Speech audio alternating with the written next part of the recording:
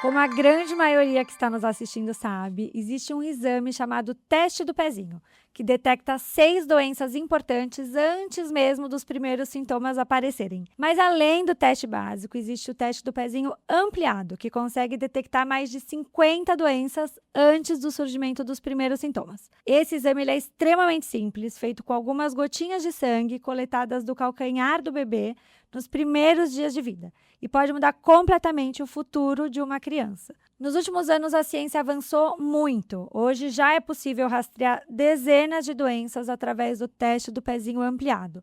O Brasil reconheceu essa importância em 2021, quando foi sancionada a lei que prevê a ampliação do teste do pezinho no SUS. Mas 5 anos depois, a implementação ainda acontece de forma desigual no país. Para falar sobre esse tema, eu recebo hoje a Larissa Carvalho, repórter da Globo há 24 anos. Ela é mãe do João, de 20, e do Theo, de 10. O seu caçula, um menino raro, se tornou um símbolo da luta pela ampliação do teste do pezinho no SUS. Juntos, Larissa e os filhos conquistaram a aprovação da lei federal que determina a expansão do exame no Brasil. De lá para cá, milhares de Theos foram salvos. Também está conosco hoje o Dr. Felipe de Franco da Graça, neurologista e neurofisiologista clínico, atua especialmente na área de doenças neuromusculares, pesquisador em atrofia muscular espinhal. Ele é médico assistente do Ambulatório de Doenças Neuromusculares do HC Unicamp e membro do Comitê de Biossegurança do HC Unicamp. Larissa, eu assisti recentemente uma palestra sua, fiquei extremamente emocionada com a sua história. Depois eu dei uma olhada no seu Instagram, fiquei apaixonada pelo Theo, por você como mãe. E queria que você contasse um pouquinho pra gente hoje aqui sobre a sua história com o Theo. Então, a gente não suspeitou de nada na gravidez, essas doenças raras, metabólicas, são muito cruéis, né? São silenciosas. E quando chegou o dia do nascimento, no momento do parto, eu achei o Theo assim diferente. Achei ele com a cabeça muito grande, corpo muito comprido, muito magrinho. Eu levei um susto com ele. Apesar dele ter quase 4 quilos no nascimento, eu achei ele um menino disforme. Eu não sabia, mas já era uma característica sindrômica, possivelmente. E aí foram passando os primeiros meses, algumas coisas me incomodavam muito. Eles, praticamente tudo que mamava voltava. Minha casa era cheia de placa assim no chão, marca de leite. Meu peito voltava todo. Ele não ganhava muito peso, era muito pouquinho. E outra é que ele desistia da mamada muito fácil. Eu já tinha tido o João 10 anos antes, que era um menino que mamava muito. Eu sabia o que que era um menino padrão ali no peito. E o Theo desistia fácil, parecia que ele cansava. É porque ele tinha uma flacidez mesmo, o tônus muscular dele sempre foi muito ruim, mas eu não imaginava que era um bebê raro, né? Então, quando foram chegando os marcos do desenvolvimento esperados, o momento de rolar, de segurar um objeto, chupar pé, passar um objeto de uma mão para outra, ele não foi cumprindo esses marcos do desenvolvimento. Definitivamente, o Theo estagnado, assim, um bebê molinho demais, não segurava a cabeça, era a característica mais marcante. Eu levei ele uma vez lá na Globo, onde eu trabalho, para visitar a redação, naqueles primeiros meses de vida, já quase voltando a trabalhar. Uma colega repórter segurou ele no braço e falou: Ui, ele é molinho ainda. Aquilo foi um sinal muito forte, assim, não era só eu que estava notando. E daí, então, a pediatra um dia me disse: Eu acho que você tem que preparar seu coração. Ele está atrasado e nós vamos pedir uma ressonância magnética. A ressonância mostrou que ele tinha perdido o neurônio num ponto muito específico do cérebro, não era uma perda generalizada de neurônio. Era um pontinho aqui, outro ali, e o laudo do médico atrapalhou muito a gente conseguir um diagnóstico na hora certa. Ele escreveu: o laudo sugere hipóxia perinatal isquêmica. Faltou ar, ou na hora do parto, ou um pouquinho antes, ou um pouquinho depois, traduzindo, né? E aí isso condicionou os próximos médicos. Eu fui a muito neuropediatra, ótimo, famoso, professor da UFMG, e todos diziam assim: ah, mas esse médico é um médico ótimo, ele mapeia o cérebro de um bebê como ninguém. É um médico que tem muito reconhecimento em Belo Horizonte. E aí todos batiam na mesma tecla: foi falta de ar, foi falta de ar. E eu sabia que não era. Eu sabia que não era, porque não foi um parto vaginal, foi uma cesariana. Ele nasceu com a Apgar de 9/10, e não tinha momento de sofrimento. Ele saiu de dentro de mim, já veio direto para cá, assim, igual uma trouxinha, enroladinho. Já fomos para o quarto, em 48 horas a gente estava em casa. Não teve nada. Quando ele saiu de dentro de mim, a pediatra falou: seu bebê é lindo, tá? Tá tudo bem com ele. Então, assim, eu sabia que tinha alguma coisa diferente. O Mobley, antes ele brincava, batia a mãozinha no Mobley, foi passando um tempo, ele já não fazia isso mais. Quando a gente saiu daquela ressonância magnética, eu logo coloquei ele em físio, fono, TO, em todas as teorias de reabilitação. E um dia a fisioterapeuta, que é uma grande fisioterapeuta em Belo Horizonte, Paula Gontijo Bensman, professora da UFMG, ela disse: parece que eu estou remando contra a maré. O que ele faz hoje, amanhã ele já não tem mais essa conquista. Ele regride. Eu falei, é porque tem uma coisa diferente com ele. E eu perguntava para os médicos, não tem nada que mata neurônio além de falta de ar? Não é possível. Eu enfrentei uma saga de consultório em consultório e não teve nenhuma com a dignidade mínima de me dizer assim, não sei o que é, estou intrigado, vou te mandar para um centro de pesquisa. Vou te mandar para o Sara Kubitschek, para o Hospital das Clínicas da UFMG, em Belo Horizonte tem a geneticista Eugênia Valadares, que só cuida de doença diferente, doença rara. Não é possível tanto equívoco, porque o teste do pezinho não me mostrou a doença do TEL, limitado como é. Mas logo depois eu tive muitas amostras, a gente bateu na trave muitas vezes. E a gente, com 2, 3, 4 meses, percebendo aquele bebê hipotônico, aquele bebê sem marcos do desenvolvimento conquistados, a gente poderia ter salvado o TEL com alguma sequela, ok, mas com 2, 3, 4 meses é completamente diferente de com 1 ano e 10 meses de um diagnóstico. O diagnóstico só veio com 1 ano e 10 meses. O Theo, ele fez o teste do pezinho ampliado ou fez o básico? Não, não, os médicos não informam, eles continuam equivocadamente condenando TELs a uma cadeira de rodas. Os médicos não falam de teste do pezinho expandido ampliado. Eles falam de tudo, né? Todas as vacinas, guardar um cordão umbilical, é de tudo. Eu vou em todos os congressos de pediatria, vou em todos os congressos de ginecologia e obstetrícia. Ninguém fala do assunto. Se discute tudo, até a marca do sabonete. Mas de um teste do pezinho, ninguém tem a dignidade de falar. Então, quando eles me disseram no Sara Kubitschek, é uma doença rara, é uma doença diferente, e eu vou te falar, Larissa, ele está perdendo neurônio todo dia. Ele não tem capacidade de metabolizar lisina e triptofano, 2 aminoácidos que compõem a proteína. Toda vez que ele mamou no seu peito, comeu carninha, ovo, papinha com ovo, carne, feijão, tudo que tem proteína, ele foi perdendo neurônios porque ele não tem capacidade de metabolizar. E eu falei, como então que eu poderia ter evitado, salvado meu filho? Eles disseram, só num bom teste do pezinho. Eu falei, mas eu fiz no posto de saúde, no dia que a gente faz a vacina aqui da Marquinha, né? Eu fiz o teste do pezinho. Eles disseram, mas o do SUS é muito limitado. Só mostra 6 doenças. A do TEL não está entre as 6. Por isso que você não teve diagnóstico. E sem diagnóstico na hora certa, eu perdi a chance de começar o tratamento dos primeiros dias de vida. E o menino hoje não senta, não anda, não fala e não vai. Quando eu levei ele na Clinic for Special Children nos Estados Unidos, na Pensilvânia, do Dr. Kevin, Dr. Norton, que descobriram essa doença no mundo, né? Na comunidade Amish, o Dr. Kevin ficou com ele no braço uns 10 minutos em silêncio, analisando, fazendo testes com ele, e no final o Dr. Kevin falou comigo, o que é que o Brasil faz com esses meninos? É um bebê a cada 2.500 todo ano no Brasil que vai ter o destino do TEL, porque não tem o diagnóstico na hora certa no teste do pezinho, e porque a mãe, então, o pai não vão ter condição de descobrir, e sem tratamento, o menino vai perdendo neurônio, sem volta depois. É uma lesão irreversível. É cruel demais para a comunidade médica, a comunidade de saúde desse país, o Ministério da Saúde não agir, as prefeituras, os estados. E quanto custa tratar um TEL hoje em dia? Quanto custa um TEL por mês? Com físio, fono, TO, táxi acessível, carro adaptado, colocar esse menino numa sala de aula e lutar por uma tutora, uma pessoa acompanhando o TEL, né, especializado, tudo é diferente, tudo é muito mais caro. A vida de uma mãe de pessoa com deficiência é viver lutando nos tribunais de justiça contra plano de saúde, que recusa tudo, lutando para ter a fórmula de doença rara, porque além do poder público colocar os nossos filhos numa cadeira de rodas, eles ainda recusam o tratamento. Tem que judicializar.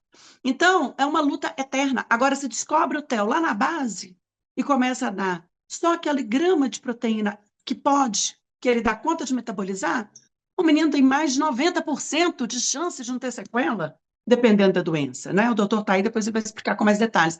Mas a chance de não ter sequela é enorme. Nessa Clinic for Special Children, tinha menino pulando corda. Tinha uma menina do meu lado fazendo leitura para a mãe, e a mãe corrigindo a leitura brava, e ela voltando e relendo a estrofe, o parágrafo. Falei, todo mundo aqui tem acidúria glutárica tipo 1? Ele falou, todos. Todos foram descobertos no teste do pezinho, estão tratando com a gente e não tem sequela nenhuma. Foi aí que eu comecei a luta para mudar o teste do pezinho do SUS, porque eu falei, não, com o meu TEL já aconteceu uma injustiça, e quantos TELs? Mas e quantos TELs estão por vir? Quantas Larissas estão carregando um TEL no ventre? E daqui a pouco vão ter essa conclusão eterna, atordoante, de que eu matei os neurônios do meu filho. Por quanto tempo nós vamos ter essa culpa? Eu falo que a minha, eu só descanso dela quando eu morrer. Eu só descanso dela quando eu morrer. E a sociedade brasileira faz parte disso. O Ministério da Saúde, o Sistema Público de Saúde e cada especialista que não alerta as famílias. Ah, mas as famílias não querem gastar com teste do pezinho particular. Elas foram informadas de que um bebê a cada 2.500 vai parar numa cadeira de rodas ou vai ficar cega porque o teste do pezinho do SUS não é eficiente? Eu aposto que um tanto abre mão de chá de fralda, aniversário de 1 ano, de festa de revelação de sexo. Eu aposto. Eu aposto. E tenho a prova viva aqui no meu celular registrado. Uma manicure me escreveu um dia, uma vez no direct do Instagram. Nunca esqueci a sua dor. Você pode me ensinar a fazer um teste do pezinho particular? Não tenho dinheiro, sou manicure, moro na periferia de Belo Horizonte, na região metropolitana. Mas estou falando com todas as minhas clientes no salão que, em vez de me dar fralda, se elas podem me dar um pouco de ajuda numa vaquinha que eu quero fazer esse teste que presta, esse teste completo. Entende? Quando a pessoa tem informação, ela tem escolha. Ela tem escolha. E aí pode ser que a gente já salvar um tanto de TEL. Mas, enquanto isso, nos consultórios, nos postos de saúde, Brasil afora, o que a gente vê é uma pouquíssima ampliação do teste do pezinho por enquanto, e aonde não tem teste do pezinho, a gente vê uma omissão da classe de saúde. Enfermeira não fala, doula não fala, médico não fala, ninguém fala do teste do pezinho. Que bom que a sua história, Larissa, tem sensibilizado muita gente, tanto pessoas físicas que já estão entendendo mais a importância do teste do pezinho, como o próprio governo, e vamos falar um pouco mais sobre isso daqui a pouco. Doutor Felipe, com a história da Larissa, a gente viu quanto o teste do pezinho é importante. Ele fecha diagnóstico sozinho? Obrigado pela pergunta e primeiro obrigado pela história, Larissa. Acho que é extremamente importante que a gente tenha relatos como o seu, tanto para sensibilizar o poder público quanto a comunidade médica, né? Eu acho que isso traz para a realidade, né? Deixa de ser somente um número, um paciente, né? Passa a ser uma vida, uma história. Eu acho que trazer as histórias e contar histórias faz com que as coisas mudem, tá? Então, obrigado por ter trazido isso e por sempre lutar, tá? A gente não se conhecia pessoalmente, mas eu já conhecia muito sua história, então fico muito feliz de estar aqui hoje com você. Obrigada. Imagina, em relação ao teste do pezinho, né? Para a maioria das doenças, ele pode ou fechar o diagnóstico, ou pelo menos dar uma alta suspeição diagnóstica que depois vai ser confirmada com um segundo teste, tá? Então, você falou que eu trabalho bastante com atrofia muscular espinhal, né? Assim como a acidura glutárica, na atrofia muscular espinhal, a gente também é uma doença em que há perda neuronal progressiva, se a gente não tiver o tratamento. E nesse caso específico, por exemplo, o teste do pezinho não confirma o diagnóstico, mas ele traz uma suspeição.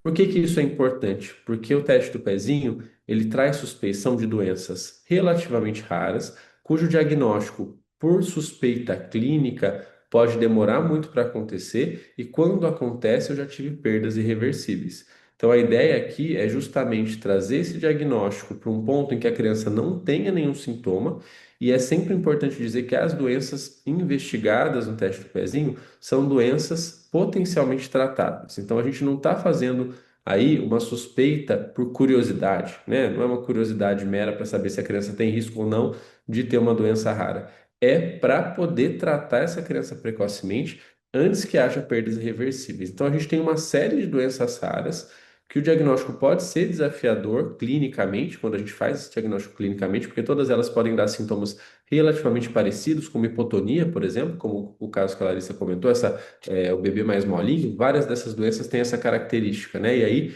o médico, quando ele vai fazer essa investigação pela suspeita clínica, isso pode levar a vários caminhos incorretos, de fato. Quando a gente tem o teste do pezinho, a gente antecipa isso, a gente pula essa fase, a gente minimiza o risco de atraso e aumenta a chance de recuperação desses pacientes.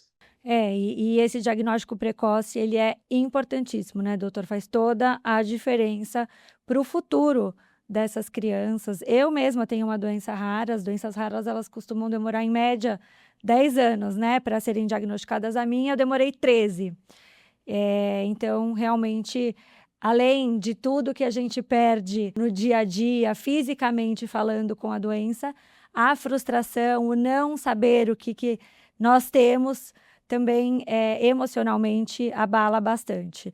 E doutor, qual que é a diferença entre o teste básico e o teste ampliado?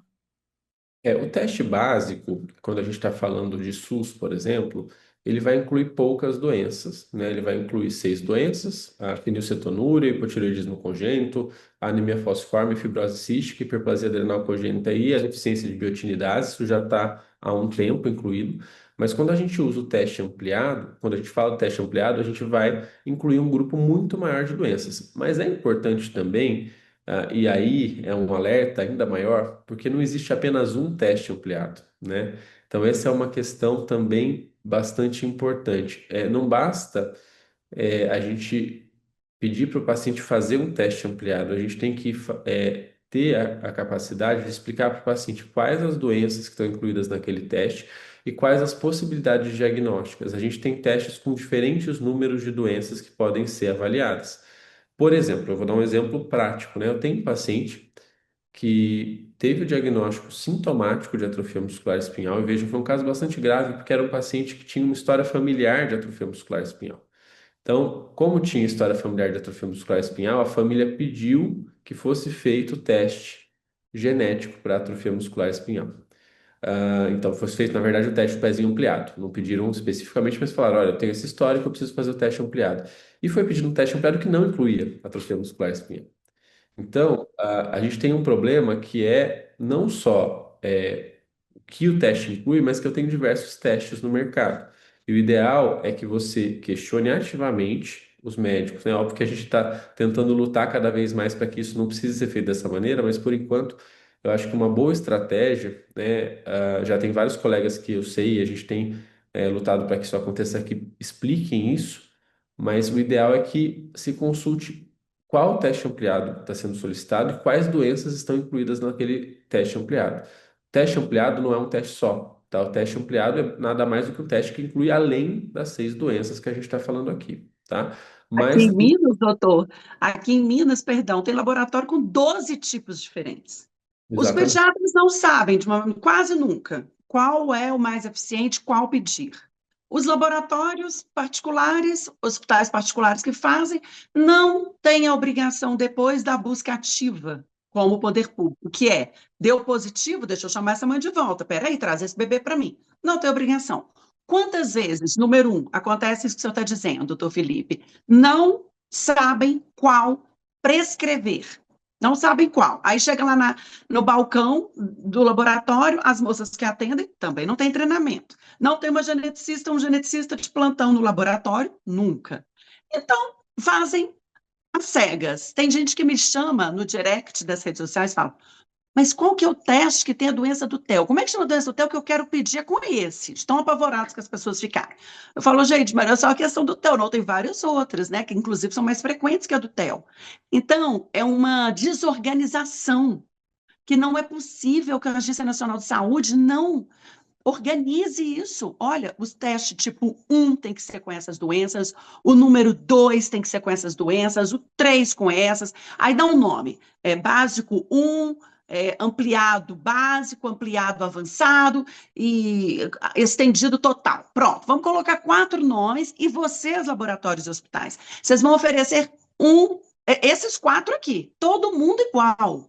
todo mundo igual, porque pelo menos ficaria organizado. Agora, cada laboratório faz de um jeito, cada hospital faz de um jeito, os médicos não sabem qual doença pedir, e o laboratório, quando descobre um menino que tem uma doença rara, também nem sempre faz busca ativa, nem sempre sabe ler que o resultado deu de maneira equivocada. Eu tenho uma paciente que está no meu grupo que deu positivo a acidura glutárica. O laboratório só é mesmo depois que a menina já começou a apresentar sintoma. Acredita? Ela está no grupo de acidura glutárica com a gente. Deu positivo lá com 4 dias de vida.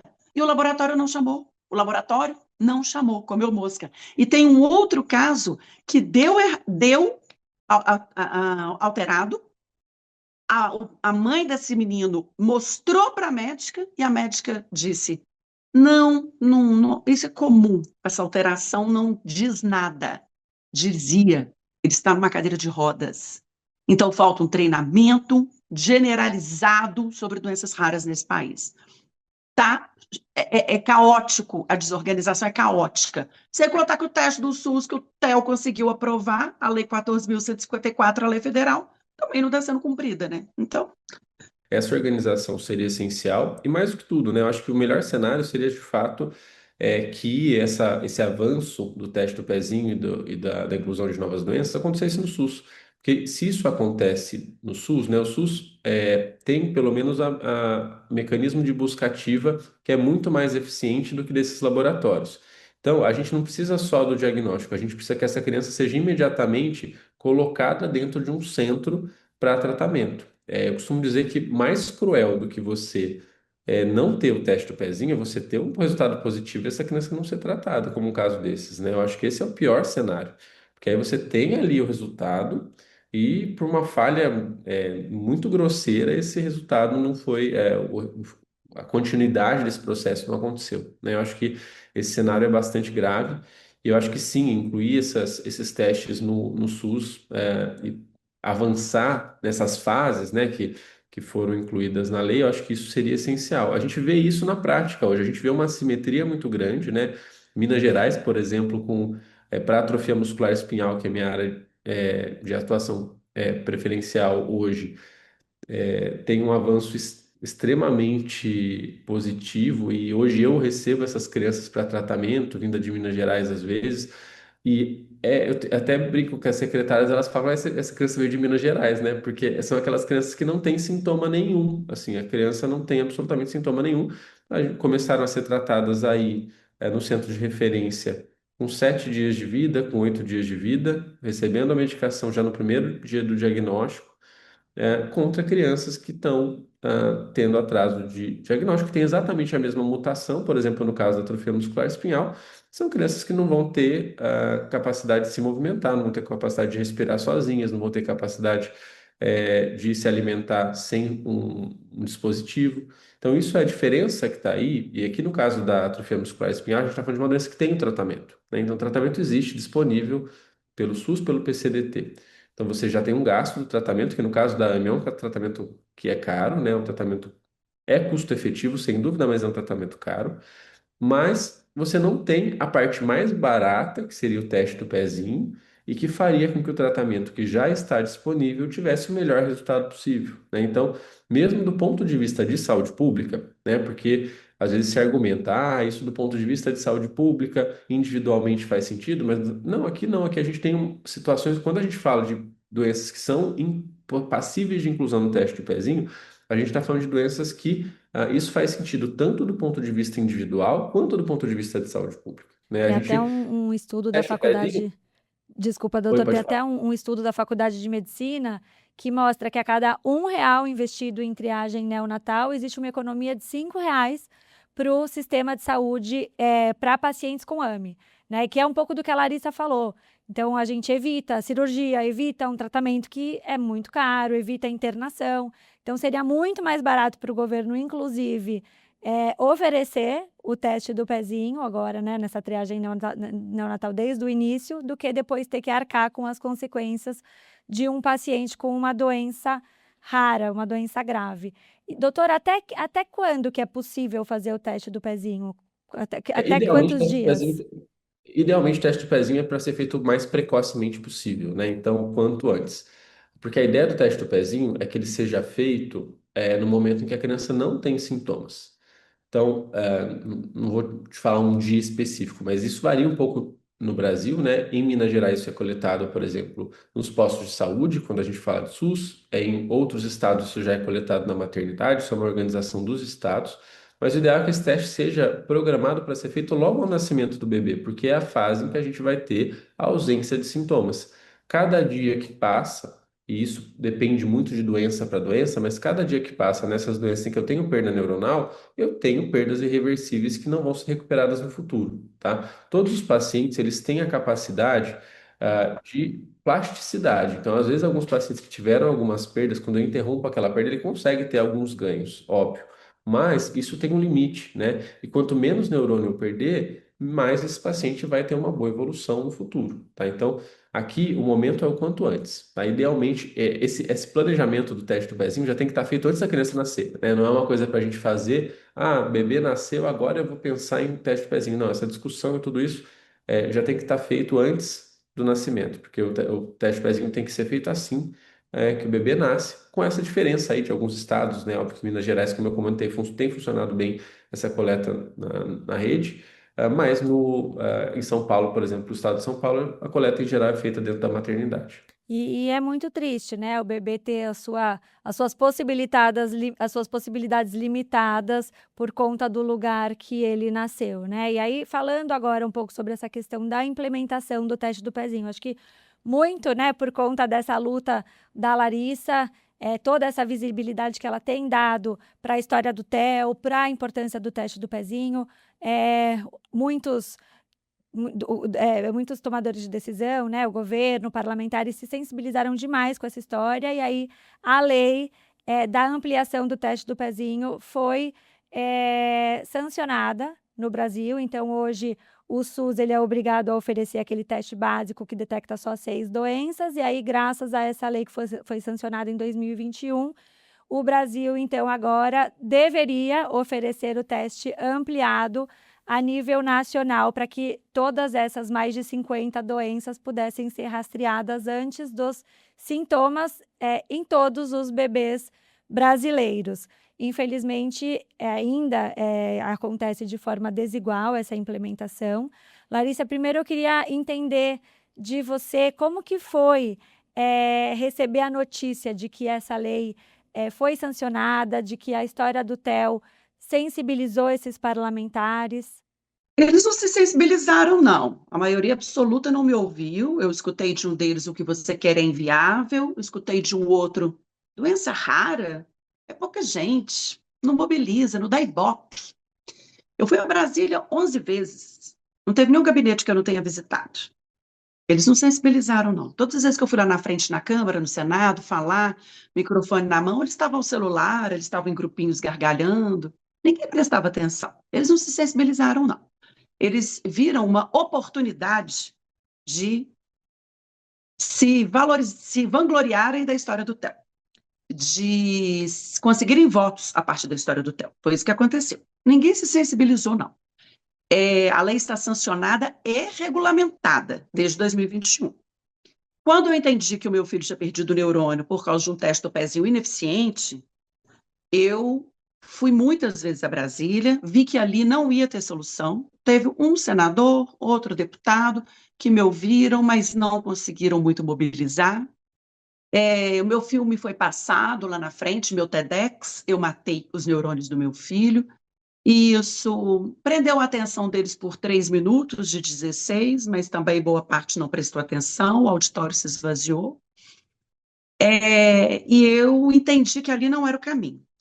No meio dessa tentativa, das minhas madrugadas no computador, tentando entender o teste do pezinho, por que a gente tinha um teste do pezinho tão fraco, como é que era nos outros países, entendi que na França, na Alemanha, nos Estados Unidos eram ótimos testes, os meninos estavam todos salvos praticamente.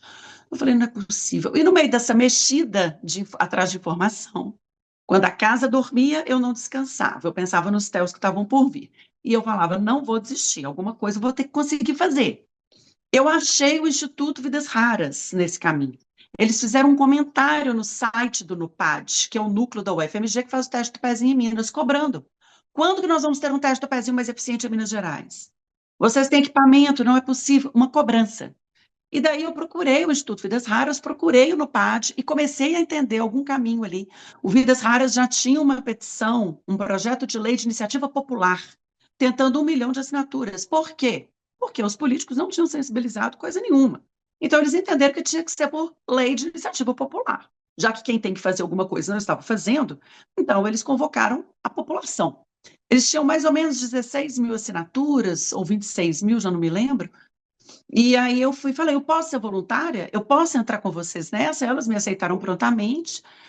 Lá tem um grupo de voluntários que chama Mãe que Ama, que hoje chama Mais um Passo Juntos, para tentar fortalecer a ampliação.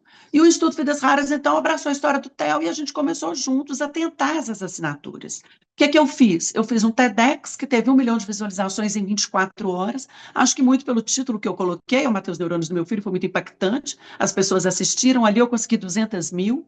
Eu fui a Fátima Bernardes, claro, em função do meu privilégio de trabalhar na TV Globo, né, de estar sempre de microfone na mão, eu tive acesso à imprensa com mais facilidade. Então, dentro da TV, eu fui a Fátima Bernardes, liguei para todos os colegas de todos os jornais, blogueiras de saúde, maternidade, comecei a distribuir o mesmo texto para todas e colocando o TEL à disposição para ser personagem em reportagem sobre doenças raras.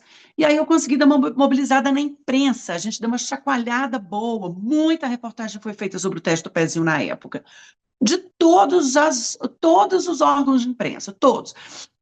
E a Globo me abrindo muita porta. Eu fiz reportagem, uma série de doenças raras no Jornal Hoje, no MGTV aqui em Minas, e a gente foi colocando isso na Globo News, entrou muitas vezes.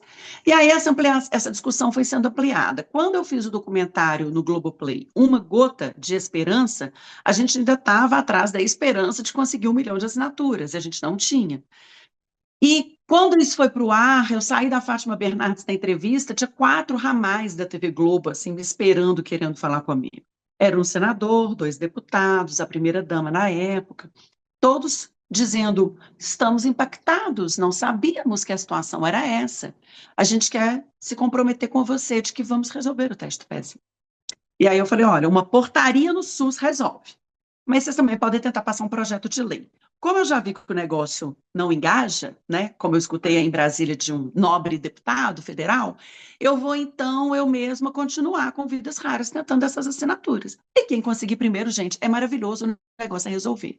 Eu sei que a Sociedade Brasileira de Triagem Neonatal já estava tentando há muito tempo, numa luta muito dedicada, outros institutos e ONGs também estavam tentando há muito tempo, Casa Hunter, Casa dos Raros, tem muitas associações que estão na luta. Eu e Theo não chegamos para salvar a pátria, não.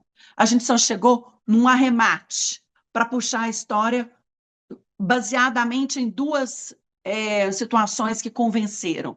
A minha capacidade de contar a história por ser jornalista, que atraiu a atenção das pessoas e as pessoas conseguiram olhar e falar, nossa, o negócio é muito grave. Eu acho que eu contei de um jeito que, né, mobilizou. E a outra é que o Theo é muito adorável e também, claro, inegável, a minha chance de estar de microfone na mão da TV Globo, uma grande emissora todos os dias. Não é fácil conseguir fazer um documentário no Globoplay, não é fácil conseguir entrar num TEDx, né? O TEDx, o Circuito Mundial de Palestras. Então, eu consegui ali aquela quantidade de assinatura que era necessária, ao mesmo tempo, um deputado do Mato Grosso do Sul apresentou o projeto de lei que foi aprovado integralmente, sem nenhum voto contra. Foi passando, foi passando. Eu estava assistindo ao vivo a votação, minhas lágrimas foram pingando e eu escrevi uma carta nessa hora para o Theo, pedindo perdão para ele, por eu não ter salvado ele, né? Porque não tive tempo, mas que ele estava mudando a história de muitos Theos que estavam por vir. Mas pouco adiantou.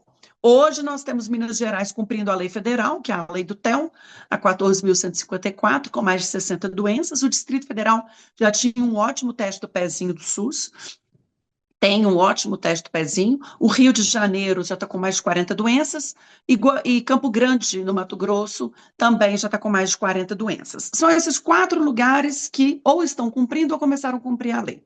O resto continua não fazendo sua obrigação. Eu acabei de sair de um congresso em Fortaleza, Ceará, e tinha gente da saúde sentado lá na frente. Eu falei, aqui nesse estado que está fazendo esse congresso de doenças raras, nós continuamos condenando um TEL a cada 2.500 a uma cadeira de rodas. As pessoas estavam chorando no congresso, eu falei, vocês estão chorando, aqui está acontecendo isso. Eu acho que E a lei continua sem ser cumprida. eu acho que independente, né, dos motivos pelos quais essa lei foi criada, essa luta, né, a sua, das associações, ela foi imprescindível e já foi um grande passo. A gente conseguir a implementação, a sanção dessa lei, né, e agora realmente ainda falta, e a luta é a gente garantir que igualmente todos os bebês de todos os estados brasileiros, de fato, recebam esse teste ampliado do pezinho. Da nossa parte, na Colabore, a gente tem trabalhado muito agora com o estado de São Paulo e o município de São Paulo para que seja implementado.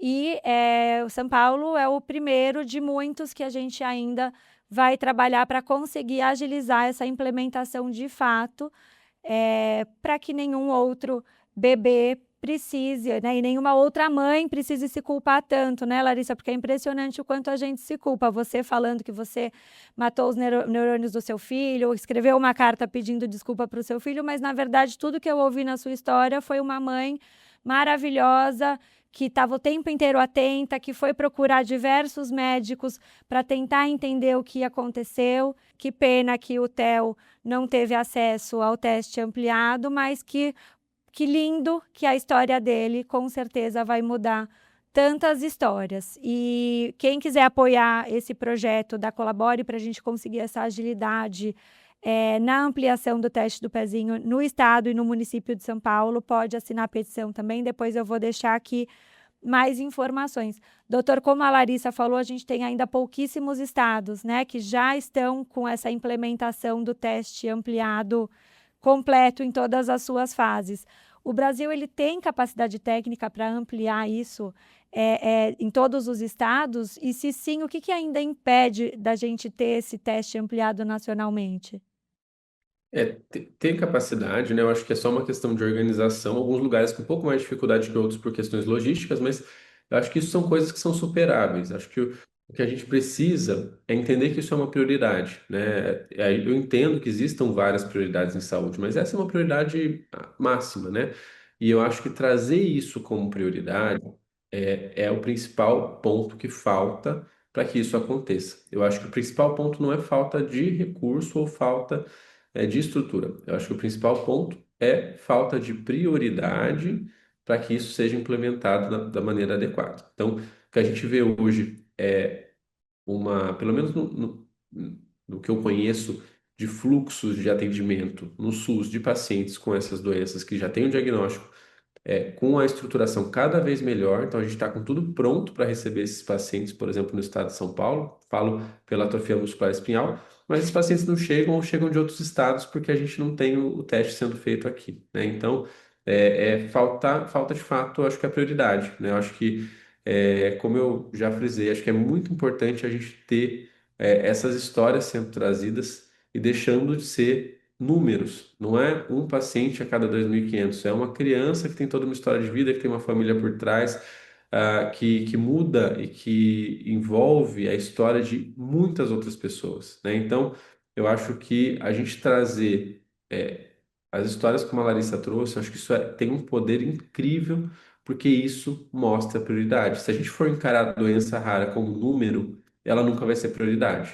Mas se a gente for encarar a doença rara como indivíduos que têm uma possibilidade de uma vida saudável, têm uma possibilidade de uma vida plena, de famílias que são afetadas por isso, aí a gente consegue a prioridade aqui, tá? Então, eu acho que o que falta, na verdade, é priorizar o teste do pezinho como uma política essencial e precisa ser iniciado quanto antes.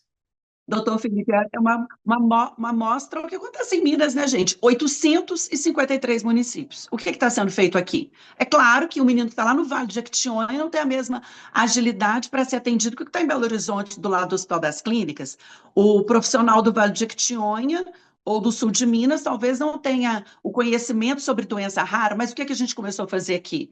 A gente conversou muito com a Secretaria de Saúde. Para começar, treinamento à distância, teleconsulta, uma consulta online, a partir do peso, do tamanho de um bebê, dos exames de sangue enviados no e-mail de um médico, ele sabe calcular um nutricionista que for treinado para doença rara, um nutrólogo pediatra que for treinado por doença rara, consegue me mandar uma receita que salva o cérebro do Theo por 15 dias até eu conseguir chegar na capital para ter atendimento no Hospital das Clínicas.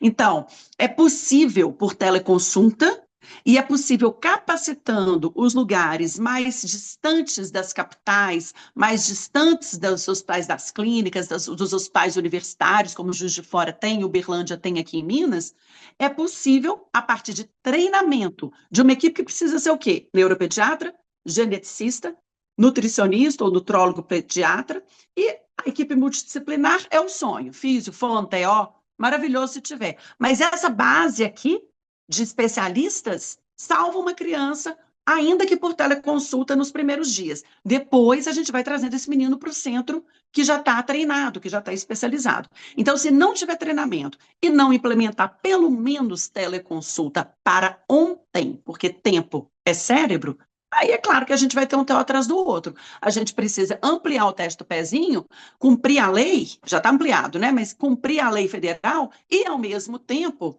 criar essa rede para absorver esses meninos, porque senão é o que o doutor falou, não adianta.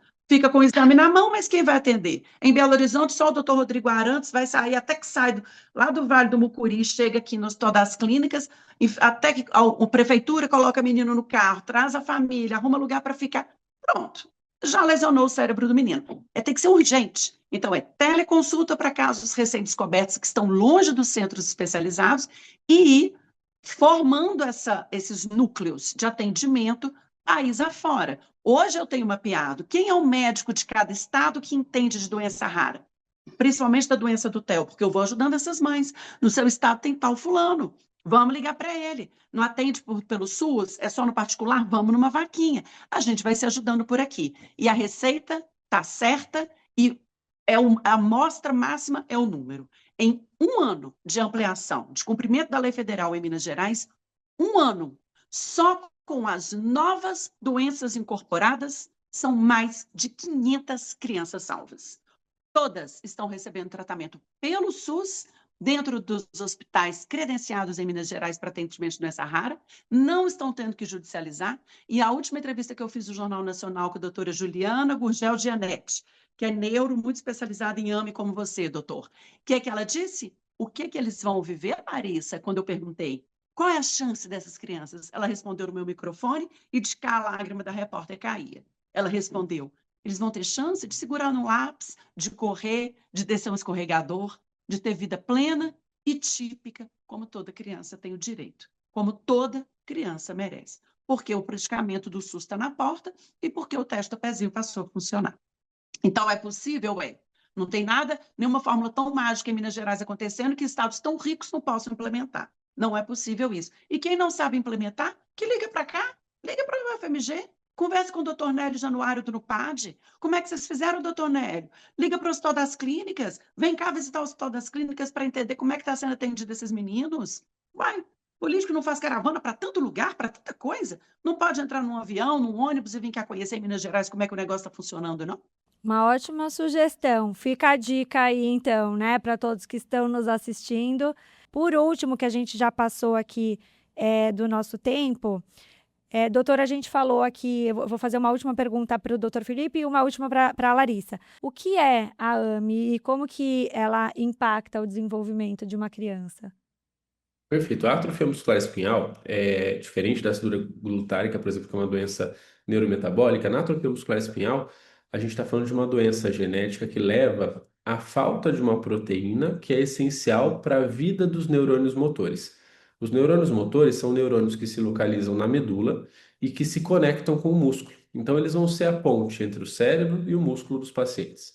Quando eu tenho perda progressiva desses neurônios, essa criança vai tendo uma fraqueza progressiva. Então, ela nasce com todos os motoneurônios, com todos os neurônios motores, E conforme eu não tenho esse gene, essa proteína, eu vou tendo uma perda progressiva desses neurônios motores. E como qualquer perda de neurônio cerebral, medular, é uma perda irreversível. O que acontece é que até um certo ponto de perda, os neurônios que sobraram, eles conseguem ocupar aquele espaço e fazer uma função e fazer aquela criança ter uma vida muito próxima do normal. Agora, quando a gente deixa passar desse ponto e a criança passa a ter perdas cada vez mais significativas, eles evoluem com alterações motoras, então dificuldade de andar, dificuldade de se sentar, até alterações mais graves como dificuldade respiratória e incapacidade de deglutição. Então a gente pode ter um espectro de doença muito diverso. A gente tem pacientes com formas muito graves, que é o que a gente chama de AMI tipo 0 e AMI tipo 1, são aquelas formas perinatais ou pós-natais imediatas, ali nos primeiros meses de vida. A gente tem formas intermediárias, que é o que a gente chama de AMI tipo 2, formas mais leves da doença, que é o que a gente chama de AMI tipo 3, mas todas elas a gente tem perda neuronal progressiva. E nas formas mais graves, existe um risco de vida, porque essa criança perde a capacidade de respiração. Tá? Então, quando a gente trata hoje, e é um tratamento muito interessante do ponto de vista conceitual, a gente consegue hoje corrigir, de certa maneira, esse defeito genético. Então, é um tratamento extremamente avançado que está disponível no SUS. A gente consegue interromper a morte desses neurônios de maneira precoce. Então, é, um- é, talvez é quase ficção científica hoje que a gente consegue fazer com o tratamento dessa doença. Foi uma evolução tecnológica extremamente relevante e a gente está esbarrando ainda no diagnóstico, que é algo muito mais simples do que todo esse processo de desenvolvimento, né? Então, a AMI é essa doença em que a gente tem essa perda dos neurônios do movimento e hoje, felizmente, a gente consegue interromper essa evolução, né? Eu tenho aí muito contato com a doutora Juliana, como a Larissa comentou, que faz um trabalho brilhante em BH, a gente troca muita experiência e realmente a gente vive uma era muito diferente do que a gente vivia no passado no tratamento dessas crianças, mas o que falta ainda é que esse diagnóstico seja feito no período pré-sintomático, tá? Que a Então, gente trate essas crianças se antes essas dos crianças sintomas. tivessem acesso ao teste do pezinho ampliado, elas teriam uma vida normal, com o diagnóstico certo. A grande maioria dessas crianças tem vida normal, né? Óbvio que tem alguns casos que, mesmo com o diagnóstico no teste do pezinho, já vão ser um pouco sintomáticas, mas sem dúvida, ainda essas que são um pouco sintomáticas, quando a gente trata, elas vão ter uma condição muito, muito, muito, muito superior a se a gente esperasse o diagnóstico acontecer do ponto de vista clínico sem o teste do pezinho, tá? Então, a maioria dessas crianças tem vida normal, tá? Uma criança que a gente vai fazer o tratamento. A gente tem três tipos de tratamento disponíveis, incluindo o tratamento em dose única e uma vida normal para essa criança de câncer. Tá ótimo, obrigada, doutor. E Larissa, você já nos inspirou demais aqui, já alertou com certeza a todas as mães e todas as famílias sobre a importância de realizar o teste do pezinho ampliado, mas queria que você deixasse uma última mensagem para essas famílias. O que que você diria sobre a importância desse teste? Qual que é a importância de ir atrás disso de alguma forma? Eu acho que quem vive em estados, municípios onde não há um bom teste do pezinho, do SUS ainda cumprindo a lei federal, a lei do TEL, essas famílias devem se organizar para conseguir fazer o teste do pezinho da rede particular. Pagar para fazer o teste particular. Planos de saúde insistem em não cumprir essa obrigação e não pagar por ele, mas uma dica: se o pediatra fizer um pedido bem fundamentado, muitas vezes é possível fazer um bom teste do pezinho pelo plano de saúde. Do contrário, eu acho que todo mundo tem que pensar em o que eu posso reduzir de gasto para investir no teste do pezinho da rede particular. Porque um bom teste do pezinho salva TELs. Meu menino, se tivesse feito um teste de R$ 400 na época aqui em Belo Horizonte, em qualquer laboratório, até no hospital onde ele nasceu, porque entraram no meu quarto me oferecendo de tudo, mas ninguém falou de um teste do pezinho bom, eficiente, expandido, que mostra mais doenças. Se tivesse, é lógico que eu ia ter optado por isso. Então, se organize financeiramente. Eu sei que a maioria da população é de baixa renda, não vai conseguir pagar, mas que saibam, esta informação tem que chegar para as famílias, para elas terem a opção de pelo menos tentar. pagar por um bom teste do pezinho. Outra questão que eu acho que é muito fundamental é a criança com a maminha que já tem sequelas, a criança que o poder público colocou numa cadeira de rodas, com seu pobre teste do pezinho, essas famílias saibam, vão ter uma jornada muito dura pela frente, pelos direitos. Não é difícil cuidar do Theo, não. É muito amor. Não é difícil cuidar da criança que tem uma deficiência. A gente se ajeita, porque o amor é grande, porque a gente mobiliza quem está do lado, a gente vai entendendo aos poucos que o amor sonhado de mãe, naquele modelo, chegou sobre rodinhas, chegou sobre um andador. A coração de mãe se adapta. O que é duro é viver na porta de um tribunal de justiça. O que é duro é ficar pedindo, pelo amor de Deus, para o plano de saúde cumprir suas obrigações. A jornada pela frente é muito difícil. Então, contem com defensoria pública. Defensoria pública costuma ter muita eficiência para conseguir fórmulas raras. A fórmula que o Theo toma custa R$ 3.000, 400 gramas, dura 15 dias. Não tem nenhuma família que dá conta disso, é só gente milionária. Então, esses medicamentos de alto custo, a gente tem direito a eles. Mas o Estado, o município, eles sempre negam, a União sempre negam. Então, a Defensoria Pública é um caminho. Os braços dentro da OAB, toda a OAB, praticamente, Brasil afora, tem um braço que cuida de direitos de pessoa com deficiência. Então, existem caminhos gratuitos dentro do poder público mesmo, ou da sociedade civil, que te estendem a mão nessa jornada de lutar pelos filhos de vocês. E que a gente tenha muita calma, porque eu digo todos os dias olhando para o Theo, pensando, né, mentalmente, ele não tem culpa, nem eu, somos vítimas. Mas agora ele merece viver minimamente feliz do jeito que ele é. Eu tenho que ser feliz com ele e não apesar dele. A gente tem que exigir mesmo aquele lugar no cinema que as pessoas sentam, que a cadeira é mais gostosa, mas elas não são para vocês. A vaga PCD não são para vocês, nem por 5 minutinhos, nem para os idosos. Vaga PCD é de pessoa com deficiência. Tem que brigar. Mãe que chega no mundo de pessoa com deficiência, saiba, você vai ter que se envolver mais uma faceta. A faceta de brigar por direitos óbvios, mas que a gente tenha, né, uma força nessa jornada. Eu encontrei a minha e estou sempre aí na luta e me organizei também, me juntando a outras mães, e a gente vai se ajudando e vai cobrando do poder público todo o tempo tudo isso. É um escândalo? É. Eles deviam chegar na nossa porta com um pedido de perdão e todo o tratamento garantido na mão. Transporte para a escola, tudo, vaga inclusiva, tudo. Mas não, a gente ainda tem que lutar. Desígnios de Deus, destino, questão genética rara, azar, eu não sei definir o que aconteceu. Eu também não penso nisso mais. Eu só penso com a certeza de que esse menino tinha que ser meu e do jeito que ele é. É pelos Theos que virão, que eu acho que ele veio. E que bom que eu entendi a jornada, que bom que eu entendi o sentido disso tudo e abracei a luta. Estou cansada, não tem romantismo nenhum nisso. Eu não merecia viver como eu vivo. Mas eu também não posso, né? Ou ficar na porta de um quarto escuro para sempre lamentando diante do que aconteceu com a gente, e também não posso me omitir. Eu não posso me omitir. Eu preciso fazer alguma coisa por essas Larissas que estão para chegar.